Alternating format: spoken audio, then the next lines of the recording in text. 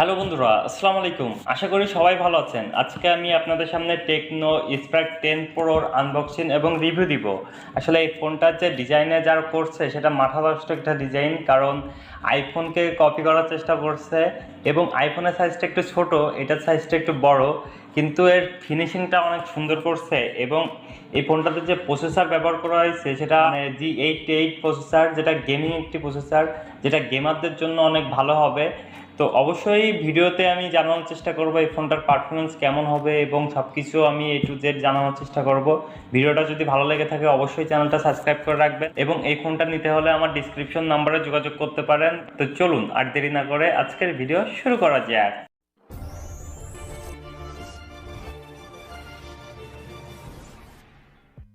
প্রথমে আসা যাক এর বক্স কন্টেন্টে।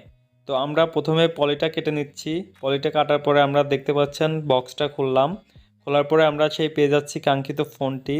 তো মাথা নষ্ট একটি ফোন, মানে লুকিংটা ওয়াও লেভেলের একটি লুকিং। তো ফোনটা রেখে তারপরে আমরা দেখব বক্স কন্টেন্টে আর কী কী আছে।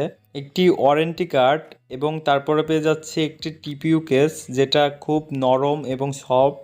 তারপরে পেয়ে যাচ্ছে 18 ওয়াটের একটি চার্জার এবং একটি টাইপ সি পোর্টের একটি কেবল এবং একটি হেডফোন এবং সিম এজেক্টর টুলস। এটাই বক্স কন্টেন্ট। তো এখন বলা যাক এর ফিচার নিয়ে। প্রথমে আসা যাক এর পারফরমেন্স সেকশনে। এর পারফরমেন্সে রাখা হয়েছে অ্যান্ড্রয়েড 13, যেটা লেটেস্ট একটি আপডেট, এবং মিডিয়াটেকের হিলিও G88 12 ন্যানোমিটার একটি চিপসেট, যেটা পারফরমেন্সটা একটা গেমিং পারফরমেন্স দিবে। গেমাররা খুব সুন্দরভাবে স্মুথলি গেমগুলো খেলতে পারবে, যে কোনো গেম খুব অনায়াসেই খেলতে পারবে এই ফোনটাতে। এবার আসা যাক এর ডিসপ্লে সেকশনে। আসলে এর ডিসপ্লেতে রাখা হয়েছে 6.8 ইঞ্চি IPS LCD ডিসপ্লে, যার PPI 395।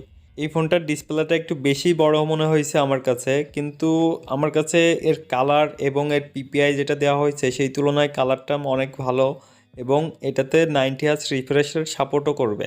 এবার আসা যাক এর ক্যামেরা সেকশনে। এই ফোনটার মেন ক্যামেরাতে দুইটা ক্যামেরা ব্যবহার করা হয়েছে, 50 মেগাপিক্সেল প্লাস 2 মেগাপিক্সেল, এবং সেলফি ক্যামেরাতে রাখা হয়েছে 32 মেগাপিক্সেল।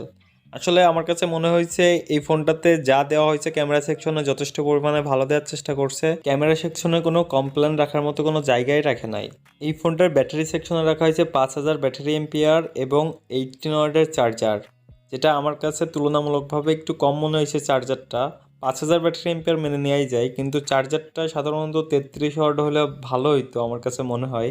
কিন্তু আবার দামের ব্যাপারটা চিন্তা করতে গেলে মোটামুটি ঠিকই আছে বলা যেতে পারে, কারণ এই ফোনটার 128 মানে 4+4 এক্সটেন্ড করা যাবে। তো এই ফোনটার দাম রাখা হয়েছে 15,690 টাকা। আসলে এই দাম হিসাবে কিন্তু আমার কাছে লুকিং অথবা সব কিছু চিন্তা করতে গেলে কিন্তু আমার কাছে বেস্টই মনে হয়েছে।